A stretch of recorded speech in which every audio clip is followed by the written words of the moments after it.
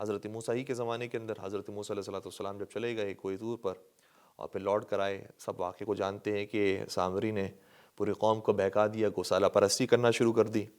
یہاں تک کہ حضرت موسیٰ علیہ السلام جب لوٹ کر آئے تو بڑے غضبناک ہوئے اور حضرت ہارون علیہ السلام سے پوچھ گچھ کی کہ کیا ہو رہا ہے؟ ساری قوم عبادت کرتی تھی، نمازیں پڑھتی تھی، اللہ اللہ کرتی تھی، اب یہ کیا ہو گیا؟ گوسالہ پرستی انہوں نے شروع کر دی ہے۔ تو اس موقع پر حضرت ہارون علیہ السلام نے جو جواب دیا وہی جواب مولا متقیان کا ہے۔ دیکھیے گا اس آیت کو، سورہ اعراف آیت نمبر 150 ارشاد ہوتا ہے کہ وَلَمَّا رَجَعَ مُوسَىٰ إِلَىٰ قَوْمِهِ غَضْبَانَ أَسِفًا، جب حضرت موسیٰ علیہ السلام اپنی قوم کی طرف غضبناک حالت کے اندر واپس لوٹے، قَالَ بِئْسَ مَا خَلَفْتُمُونِي مِن بَعْدِي، تم نے کتنی بری حرکت کی ہے میرے چلے جانے کے بعد، تم سب کے سب گمراہ ہو گئے ہو۔ اس کا مطلب یہ بھی ہوا کہ اگر حضرت موسیٰ کے اصحاب حضرت موسیٰ کے چلے جانے کے بعد گمراہ ہو سکتے ہیں تو نبی اکرم کے اصحاب بھی نبی اکرم کے پردہ فرمانے کے بعد بھی گمراہ ہو سکتے ہیں، یہ قرآن کہہ رہا ہے۔ قال بئس ما خلفتمونی من بعدی عجلتم امر ربکم والقى الالواح واخذ برأس اخیہ یجرہ الیہ، اور حضرت موسیٰ علیہ السلام بہت جلال کے اندر آ گئے کہ تم نے یہ کیا حرکت کی ہے، یہاں تک کہ اپنے بھائی حضرت ہارون علیہ السلام کی داڑھی کو پکڑا اور انہیں بھی کھینچا اور کہا کہ یہ میری قوم گمراہ ہو رہی تھی، تم نے کیوں آواز بلند نہیں کی؟ اب تحمل کے ساتھ حضرت ہارون علیہ السلام کا جواب سنیے گا۔ حضرت ہارون علیہ السلام نے جواب دیا، قال ابن اے میرے بھائی، ان القوم استضعفونی، قوم نے مجھے کمزور کر دیا، قوم میری بات سننے کے لیے تیار نہیں ہو رہی، میں تو کہہ رہا ہوں کہ یہ غلط ہے، غسالہ پرستی حرام ہے، تم شرک کی طرف جا رہے ہو، تم کفر کی طرف جا رہے ہو، آؤ صحیح راستے کی طرف، لیکن قوم ایسی تھی جو میری بات سننے کے لیے تیار نہیں تھی۔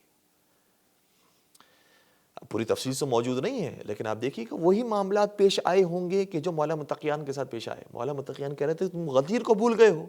نبی نے مجھے اپنا جانشین بنایا، مجھے اپنا وسیع، مجھے اپنا خلیفہ بنایا ہے، کیوں میری بات سننے کے تیار نہیں ہو؟ نہیں، ہر ایک اپنے کاموں کے اندر لگا ہوا ہے، کوئی کہہ رہا ہے کہ نہیں ہم اب جو ہونا تھا وہ ہو گیا، کیا فرق پڑتا ہے، آپ بنے کوئی اور بنے۔ یہ مختلف چیزیں کہہ رہے تھے، لیکن کوئی بھی علی بن ابی طالب کی بات سننے کے تیار نہیں تھا۔ بالکل یہی معاملہ جناب ہارون علیہ السلام کے ساتھ پیش آیا۔ وَقَادُوا يَقْتُلُونَنِي، یہاں تک کہ بعض افراد ایسے تھے جو مجھے قتل کرنا چاہتے تھے۔ وہی معاملہ کہ جو مولا متقیان کے ساتھ پیش آیا، اور آپ کے سامنے ہم نے روایتیں پچھلی گفتگو کے اندر پیش بھی کی ہے کہ فرمایا تھا بایع، بیعت کرو ورنہ تمہاری گردن کو کاٹ دیا جائے گا۔ فَلَا تُمْشِدْ بِيَ الْأَعْدَاءَ، تو آپ دشمنوں کے سلسلے میں مجھے ملامت نہ کریں، میرا کوئی قصور نہیں ہے۔ وَلَا تَجْعَلْنِي مَعَ الْقَوْمِ الظَّالِمِينَ، اور آپ شمار نہ کریں مجھے ظالم قوم کے اندر، میرا کوئی قصور نہیں ہے۔ جیسے یہ جواب سنا حضرت موسیٰ علیہ السلام نے فوراً سے حضرت ہارون علیہ السلام کی مغفرت کی دعا کی اور اپنی مغفرت کی دعا کی۔ اگلی آیت نمبر 151 کے اندر ارشاد ہوتا ہے، قال رب اغفر لی ولاخی، پروردگار تو میری بھی مغفرت فرما، میرے بھائی کی مغفرت فرما،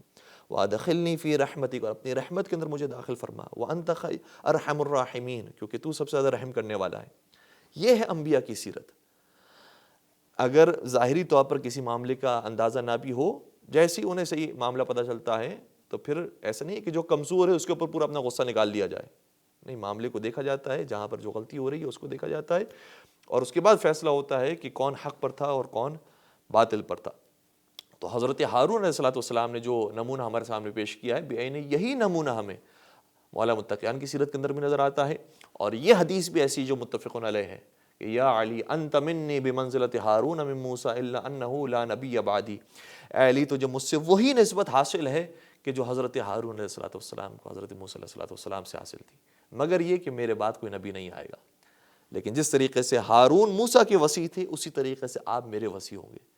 تو جو ہارون علیہ السلام کے ساتھ واقع پیش آیا تھا بعینی وہی واقعہ مولا متقیان کے ساتھ پیش آیا، اور جو ہارون علیہ السلام نے عمل کر کے بتایا تھا بعینی وہی عمل مولا متقیان نے کر کے بتایا۔